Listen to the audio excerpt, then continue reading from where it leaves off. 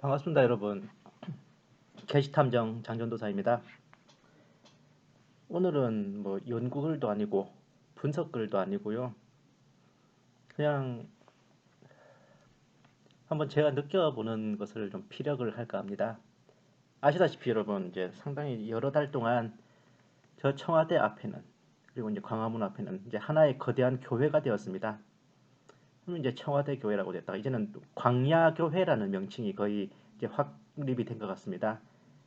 정말 여러 달 동안 많은 성도분들께서, 그리고 이 애국 충정에 불타는 국민들께서 거기서 철야로 함께 하시고 밤낮으로 기도하시면서 정말 그 청와대 안에 들어앉아 있는 붉은 용과 뱀의 세력이 꺾어지고 이 주사파 좌파 정권이 무너지기를, 정말 하나님의 공의의 심판이 임하기를 정말 한 목소리로 마음을 다하고 힘을 다하고 뜻을 다하여 전혀 기도와 간구에 힘쓰고 있습니다. 계시록 2장부터 3장까지는 사도 요한이 소아시아 7교회에 보내는 편지들입니다. 에베소 교회부터 이제 라오디게아 교회까지 공과 과를 논하면서 그 교회들 향해 권면하기도 하고 뭐 편지라는 형식으로 그들을 독려하였죠.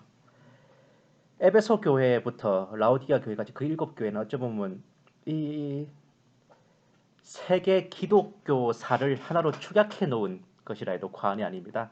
비록 그 당대에 모두 일어난 일들이었지만 다만 이제 에베소 교회부터 라오디게아 교회까지 그 모든 이제 흐름들이 그 당대에 이루어진 것이 첫째요. 또 이후 역사 속에서 일어날 이 교회의 변천사에 대해서도 예언하고 있는 것입니다. 그래서 흔히 이제 현재 뭔가 좀 차지도 않고 덥지도 않고 뭐 비리비리한 현재의 교회 상태를 라오디게아 교회 시대다 그렇게 말하기도 하죠. 그래서 오늘은 정말 제가 각 7교회로 편지를 보내던 그 사도 요한의 마음으로 이제 라오디게아 교회에 이은 8번째 교회인 이 광야 교회 사자에게 편지 한 통 보내볼까 합니다. 광야 교회는 이 땅에 정말 참 크리스천, 참 주님의 신부들, 참 주님의 백성들, 대한민국의 국민이자 또한 주님의 백성으로서 제대로 된 개념을 잡고 또 그 심령에 갈급함이 있고 그 행실에 공의로움이 있는 모든 분들이 떨쳐 일어나 모인 곳이 바로 그 자리입니다. 그 행위와 수고와 인내와 또 광야교회가 사악한 자들 용납하지 못한 것을 주님께서도 알아주실 것입니다. 스스로 사도라 말하지만 사도가 아닌 자들을 시험하여 그들이 거짓말하는 자들임을 알아내었던 그 에베소 교회의 공로가 광야교회에도 함께 주어질 것입니다. 참고 인내하며 주의 이름을 위해 수고하고 낙심하지 않았던 것을 에베소 교회처럼 이 광야교대 교회의 위협으로 주님께서 기억하실 것입니다. 또한 그 행위와 환난과 궁핍을 알며 비록 궁핍하지만 실상은 부요한 자들이며 유대인이라 하나 유대인 아니고 사탄의 회당인 자들의 그 신성모독을 분별했던 서머나 교회의 공로가 대한민국 대통령이요 정부요 하지만 그 속은 주사파요 사탄의 무리들인 자들을 경계하여 대적하는 그 공로로 광야교회에 기억될 것입니다. 옛적 서머나 교회는 그들 중에 몇이 감옥에 들어가 이제 10일 동안 환란을 당했지만 죽기까지 신실했습니다. 그와 같이 이 광야교회에서도 강제 해산과 체포와 혹은 경찰과 공권력의 각종 위협을 당할 테지만 죽기까지 신실하다면 그 서머나 교회의 상급이 광야교회에도 주어질 것입니다. 그곳은 옛적 버가모 교회가 있던 것처럼 사탄의 위가 있는 곳이었고 안디바가 순교하던 자리와 같은 곳입니다. 그러나 그럼에도 불구하고 그 옛적 버가모 교회가 행위와 행실을 단정히 하고 주님의 이름을 굳게 붙잡고 신실한 순교자로서 하나님에 대한 그 믿음을 부인하지 않았듯이 광야 교회에도 그 버가모 교회의 상급과 동일한 상급으로 주님께 기억될 것입니다. 그리고 옛적 두아디아 교회처럼 그 행위와 사랑과 섬김과 믿음과 인내 그 행실까지도 모두 주님 앞에 기억되어 마지막 것이 처음 것보다 더 많은 교회로서 그렇게 광야교회는 주님 앞에 기억될 것입니다. 그리고 그 광야교회 가운데 자기 옷을 더럽히지 않은 자들이 있습니다. 흰 옷을 입고 주님과 함께 다니는 자들이 있습니다. 어쩌면 이 한국교회 가운데서 흰 옷을 입고 주님과 동행하는 자들은 어쩌면 그곳에 다 있을지도 모르겠어요. 그 사대교회에 흰 옷 입고 다닌 자들에게 주셨던 그 상급을 이 광야교회에 흰 옷 입은 자들에게 주님께서는 반드시 기억하시어 내릴 것입니다. 또한 주님께서는 광야교회와 함께하는 모든 성도들과 주의 종들의 행위를 아시오니 그 열린 문을 누구도 닫지 못할 것이고 적은 힘을 가지고도 주님의 말씀을 지키고 주님의 이름을 부인하지 않았던 것을 기억하실 것입니다. 유대인이라 하나 유대인이 아니고 사탄의 회당에 속한 자들이 거짓말을 함에도 빌라델비아 교회가 그들을 분별하고 깨우쳤듯이 광야 교회도 그렇게 할 것입니다. 그 빌라델비아 교회의 상급을 주님께서 광야 교회에도 내리실 것입니다. 또한 이 광야 교회가 주님의 인내의 말씀을 지켰은즉 주님께서도 광야 교회를 지켜 시험의 때를 면하게 하실 것입니다.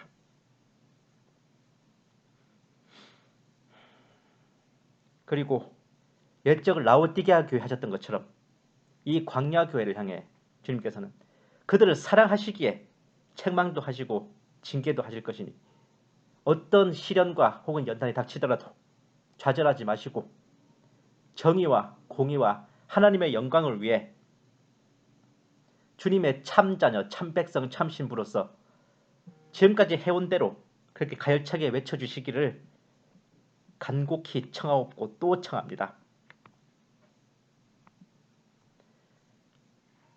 광야 교회의 여러 가지 공은 일일이 제가 다 외워서 말할 수 없을 만큼 실로 깊고도 넓고도 큽니다. 저는 그것을 모두 인정해요. 하나님께서 우리 대한민국을 버리시지 않으시고 살려주실 이유가 있다면 바로 그 광야 교회에 모여서 눈물로 애통해하는 주님께 간구하는 그 성도들의 외침이 있기 때문입니다. 그러나 오늘의 제목이 공과 과를 논하는 거기 때문에 이제부터는 과를 좀 논해야 될 때가 된 것 같습니다. 광야 교회 사자에게 편지하듯이 이제는 제가 말씀을 드릴까 합니다.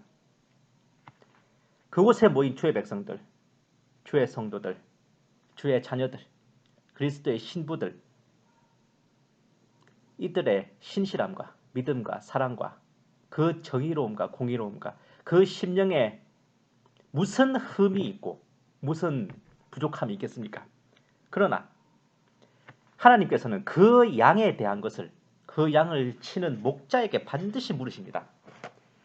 그 목자가 사꾼이냐 참목자냐 이것을 주님께 책임을 물리시며 그 인도자의 직분에 맞는 책임 또한 요구하십니다.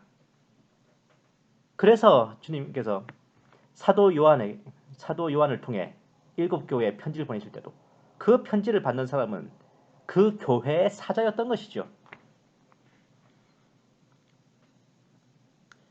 이 광야 교회의 사자를 할 수 있는 사람은 바로 전광훈 목사님입니다. 제가 이 전광훈 목사님에 대해서는 이전부터 많은 의혹을 가지고 있었습니다. 이 주사파 정권이 들어서게 된 결정적인 순간인 탄핵 사태 때 그 사탄파들과 뜻을 함께 했었습니다. 박근혜 대통령이 이슬람에게 나라를 팔아먹어 하나님께 탄핵당한 거라면서 그렇게 힘써지셨죠. 탄핵 후에는 그 탄핵의 공신인 사탄파의 거두 김무성과 손잡았고 탄핵에 그 사람의 잘못이 없다면서 면죄부를 씌워주셨고 그나마 한 줄기 기회였던 이 한국당 전당대회에서도 좀 이상하게 손을 쓰셨던 게 맞습니다. 그리고 이제 태극기 집회가 무르익고 새를 얻어가자 이렇게 문재인 하야를 외치시며 나오는 것까지는 옳았습니다만은 있는 헌법을 굳게 지켜야 할 때에 4년 중임제 개헌이라는 개헌의 패를 들고 나오셨죠. 그것까지도 괜찮았습니다. 신성한 광야교회 하나님만이 영광 받으셔야 할 자리에 중들을 불러 할렐루야 아미타불 연부를 섞어 부르게 할 때도 중들이 멋 모르고 짐짓 깽판을 친 것이라 어쩔 수 없었다고 이해했습니다. 허나 기독교와 불교, 하나님과 부처님의 힘이 다 필요하다. 여기에 반대의 분열을 획책하면 주사파를 아시면 주님께서 책망하실 것입니다. 전광훈 목사님이 직접 한 말이 아니고 그 수하에 있는 목사님이 한 말이라고 해서 책임을 피해갈 생각 마십시오. 아간이 코트 한 벌, 은 얼마, 금 얼마 삥땅 친 것 때문에 히브리 백성들이 아이성에서 패했습니다. 여호수아가 잘못했습니까? 책임이라는 것이 있는 겁니다. 그리고 과연 전광훈 목사님이 그런 것에 대해 암묵적인 묵인이나 동조가 없었다면 그 수하에 있는 사람이 그렇게 할 수 있었을까요? 국민 단합 차원에서 이 광야교회 집회 연단에 반드시 중을 올리겠다고 한 것을 제가 기억하고 있습니다. 나라를 되찾기 위해서 그리고 이기기 위해서 예수님과 함께 하나님과 함께 부처님의 힘이 필요하다고요? 이것이 농담입니까? 국민 통합을 위해서 필요하다. 예, 그 필요성은 인정합니다. 그런데요, 그렇다면 우리는 국민의 입장일 때와 성도의 입장일 때가 둘이 다른 사람입니까? 그래서 썬데이 크리스천입니까? 월요일부터 토요일까지는 국민으로 살고 그러니 하나님과 상관없이 살아도 되고 주일은 주님의 백성이니 하나님의 계명을 지키며 살아야 합니까? 나 외에 다른 신을 두지 마라 하신 제1의 계명은 어디에 두셨습니까? 우리가 국민일 때는 그 계명을 지키지 않아도 되는 것입니까? 광야 교회입니다. 교회라는 명칭이 걸린 것입니다. 교회라는 명칭이 있는 곳에서 행하여지는 모든 행사는 주님 앞에 올려지는 예배입니다. 그 예배 자리에서 부처님의 힘이 필요하다고요? 어찌하여 하나님의 잔과 불타의 잔을 겸하여 마시라 하십니까? 하나님 앞에 가서 그리 말씀해 보십시오. 예수님 앞에 가서 그리 말씀해 보십시오. 성령님 앞에 가서 그리 말씀해 보십시오. 이기기 위해서요? 무엇을 위한 승리입니까? 제가 심히 우려되었습니다. 애국이란 이름으로 주사파와 싸운다는 명목으로 넘지 말아야 할 선을 넘고 잡지 말아야 할 손을 잡을까? 그것이 심히 우려되었습니다. 우리가 동성애 차별금지법을 왜 우려합니까? 동성애가 성경에 어긋나는 것이라서만이 아닙니다. 동성애 하나를 허용함으로써 그것이 하나의 판례가 됩니다. 더 무지막지한 폐악질을 허용해야 되는 단초가 될 수 있기 때문에 그런 거예요. 그 조그마한 틈 하나조차 허용할 수가 없는 것입니다. 동성애를 허용했으니 같은 논리로 소아성애를 허용해야 돼요. 같은 논리로 근친상간도 허용해야 합니다. 같은 논리로 수간도 허용해야 돼요. 그렇기 때문에 애초에 그 조그마한 틈 하나를 허용할 수가 없기 때문이라는 걸 다 알고 계시지 않습니까? 주사파와 싸우고 총선에서 승리하고 좌파 정권을 몰아내고 대한민국을 되찾기 위해 하나님의 힘이 부족하십니까? 그래서 부처님의 힘이 필요하세요? 그것이 애국이라는 이름으로 정당화된다면 국민만 하세요. 크리스천을 때려치십시오. 이만희가 나와서 문재인과 싸우자고 외치면 애국을 위해 신천지로 일어섰다고 박수 치실래요? 박옥수가 나와서 문재인과 싸우자고 외치면 애국을 위해 구원파도 일어섰다고 외치시겠습니까? 장길자가 나와서 문재인과 싸우자고 외치면 애국을 위해 그 하나님의 교회도 일어섰다고 외치실 겁니까? 한학자가 나와서 문재인과 싸우자고 외치면 애국을 위해 통일교도 일어섰다고 그렇게 박수 치실 겁니까? 신천지, 구원파, 길자교, 통일교도 같은 대한민국 국민인데 힘을 합쳐 주사파와 싸우는 것에 이단 사이비가 문제냐? 그렇게 말씀하실 겁니까? 불교도 그렇게 했는데 다른 종교들 이단 사이비들 그렇게 하지 말은 법 어디 있습니까? 주사파 공산주의 문재인 정권과 싸우는데 그 사탄의 짙게 붉은 용과 뱀과 싸우는데 거기에 함께하는 이들이 어떻게 이단이냐? 이런 논리로 못 나올 것 같습니까? 이단이기 이전에 대한민국 국민이고 사이비이기 이전에 애국 동지라고 그렇게 받아주실 겁니까? 저는 심히 두렵습니다. 과연 그렇게 된다면 훗날 주님 앞에 그 일을 어떻게 해명하게 되실지 두렵습니다. 주님의 책망이 두렵지 아니하십니까? 광야교회에 성령이 임한가 압니다. 그 자리에는 흰옷 입은 자들이 있었어요. 그런데요, 옛적 4대 교회에도 흰옷 입은 사람들이 있어서 주님과 동행했지만 흰옷 입은 몇 사람이 있었다고 4대 교회가 신실하고 주님 보시기에 바른 교회였습니까? 4대 교회는 비록 그 가운데 흰옷을 입고 주님과 함께하는 자들이 있었지만 주님께서 말씀하시죠. 네가 살아있다는 이름을 가지고 있으나 죽었도다. 내가 하나님 앞에서 네 행위의 완전함을 찾지 못하였으니 네가 어떻게 받았고 들었는지 기억하고 굳게 붙잡아 회개하라. 네가 깨어있지 아니하면 내가 도둑같이 내게 이르느니 내가 어느 시각에 내게 이를지 네가 알지 못하리라.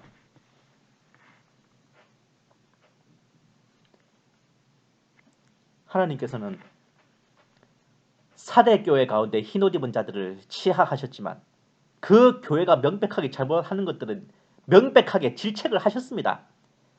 에베소부터 라오디게까지 그 모든 교회가 주님이 사랑하시는 교회요, 그리스도의 몸에 그리고 지체였습니다. 하지만 그렇기 때문에 주님께서는 공과 과를 논하고 질책과 치하를 하시는 겁니다. 어쩌면 제가 정말 미약한 목소리, 저 하나 따위는 듣고 무시해버려도 그만인데 이렇게 제 마음에 주님께서 감동을 주시고 뭔가 이러한 말을 분명히 전해야 되겠다는 그런 마음을 주신 게 어찌 보면 이것도 성령의 역사심이 아닐지 어찌 알겠습니까? 우리 편에서만 생각해서는 안 되는 겁니다.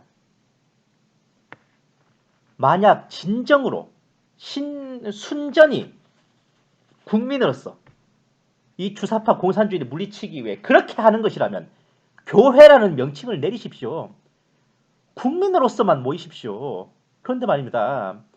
우리가 교회의 이름으로, 하나님의 이름으로, 성도의 이름으로 모여서 그 모인 곳을 광야교회라 일컫는다면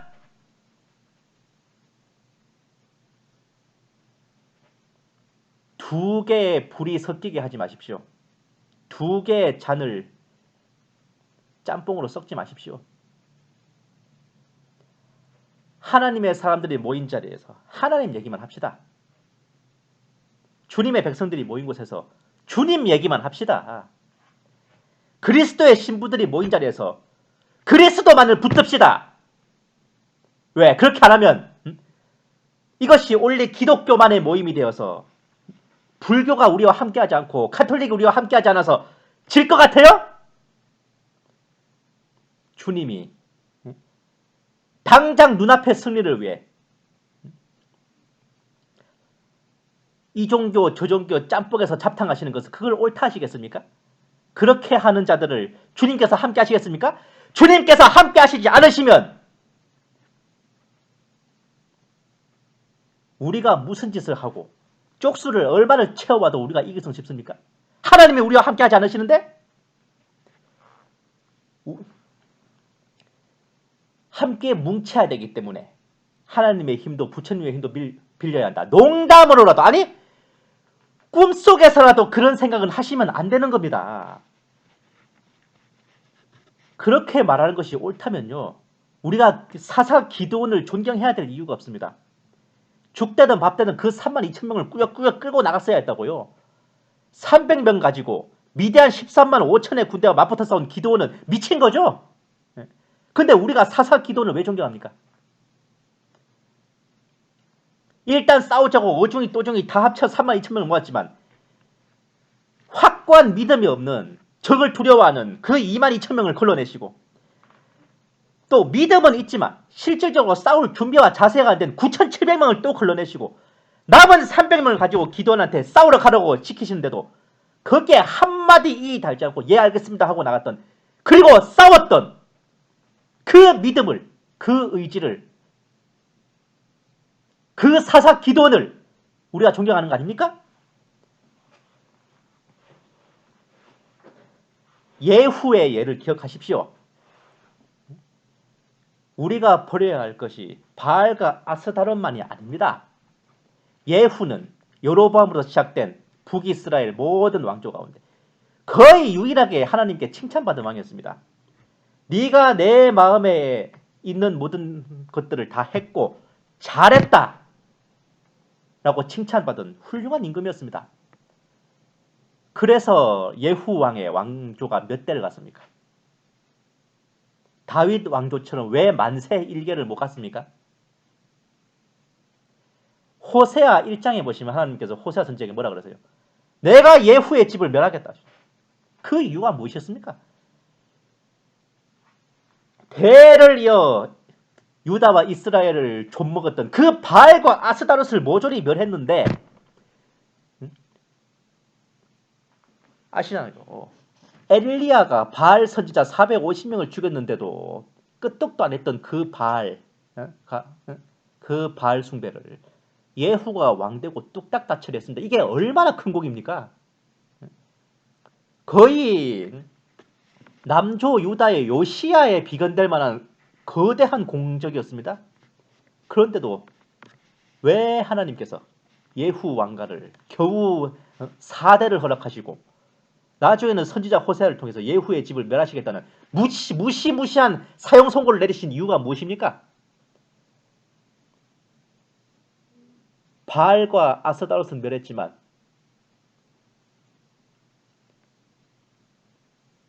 베델에 있는 금송아지를 섬기는 그 뿌리 깊은 적폐에서는 벗어나지 않았기 때문이었죠.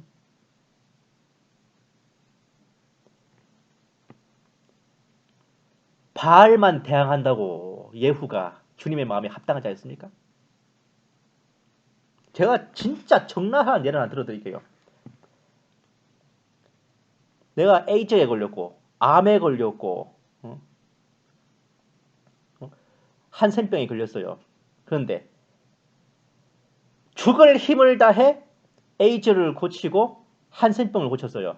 그러면 제가 다 나은 겁니까? 그 암이 저를 죽일 거 아닙니까? 문재인 주사파 좌파 정권만 대항한다고 모든 게 끝난 겁니까? 아니요. 문재인 좌파 정권을 대항하고 그리고 크리스천으로서 나 외에 다른 신을 섬기지 마라. 모든 악은 모양이라도 버리라 하신 그 하나님의 계명의 말씀을 지키고 준행해야만 하는 것입니다. 정말 까놓고 말씀드릴까요? 하나님이 우리나라가 없으면 통치를 못 하십니까? 이 우파 국민이 없으면 못 다스리세요? 우리 대한민국이 멸망하면 하나님이 천하 만국과 그 권세가 주님께 아닌 게 됩니까? 하나님 앞에 우리는 진짜 아무것도 아니에요. 우리 같은 있어도 그만 없어도 그만이라고요. 우리가 하나님이 필요해서 하나님께 매달리는 거 아닙니까? 그럼 어떻게 해야 돼요? 세상 기준으로도. 어떻게든 그분의 마음에 들게 눈에 들게 가장 겸손하고 가장 낮고 가장 신실하고 가장 그분이 기뻐하실 수 있는 모습을 취해야 하는 게 세상 기준으로도 상식입니다. 하물며 주님이실까? 나 외에 다른 신을 섬기지 마라 하신 그 주님 앞에서 하나님의 도움과 함께 부처님의 도움도 필요하다. 이런 말을 꺼내고서 주님이 우리 편에 서주시길 바랍니까? 농담으로라도 해야 될 말이 있고 하지 말아야 될 말이 있는 거예요.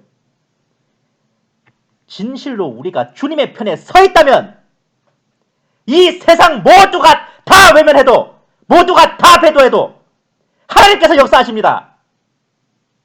그걸 못 믿어서 부처님의 힘을 필요로 하세요? 예? 진짜 하나님의 뜻은 내 의도와 목적이 무엇인가가 아니라 진리와 함께 기뻐하는 것입니다. 하나님이 내 편이 되어달라고 간구하지 마시고 내가 온전히 주님 앞에 서 있는지를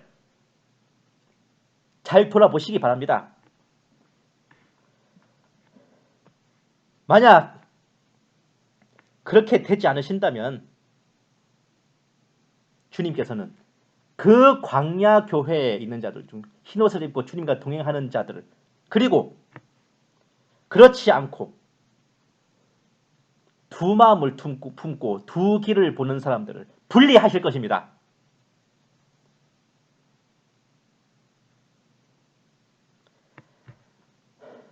우리 모두는 교회라는 이름 안에 뭉친 성도, 형제, 자매들입니다. 교회는 그리스도의 몸이요 성도는 그리스도의 지체입니다. 우리 모두는 예수 그리스도의 십자가 보혈로 구원받은 존재들이고 애시당초에 하나님을 찬양하고 높이기 위해 그 창조 목적이 있는 것입니다. 하나님만이 영광받으시고 높임받으시고 온전히 주님만을 외쳐야 할 그 자리에 부디 우상을 곁다리로 세우지 마십시오. 광야교회의 사자들은 반드시 이것을 기억해 주시기 바랍니다. 귀 있는 자는 성령께서 교회들에게 말씀하시는 것을 들으십시오. 정말 아무것도 아닌 이 쩌리가 하는 말이지만 오늘 제가 여러분께 부탁드리는 이것이 성령님께서 말씀하시는 게 아닐지 어찌 알겠습니까? 기억해 주십시오. 때로는 우리가 절대로 그 어떤 이유로도 그 어떤 의도와 목적과 사유로도 넘치지 말아야 될 선이 있고 지켜야 할 선이 있습니다. 우리가 정말 예수를 믿는 자라면, 우리가 참 하나님의 백성이라면, 그리스도의 참 신부요 그리스도의 몸된 교회에 지체된 성도라면 하나님 외에 다른 신을 섬기지 말라는 그 10계명의 제1계명을 전에도 지금도 앞으로도 영원히 기억하시고 지키시기 바랍니다. 하나님의 계명은 모든 것에 우선합니다. 하나님께서 내 편이 되어 주십사 간구하지만 마시고 내가 진실로 주님 앞에 서 있는지 항상 나를 쳐서 복종시키시고 주님 앞에 겸손히 엎드리시길 바랍니다. 저 또한 함께 하겠습니다. 감사합니다. 계시탐정 장전도사였습니다.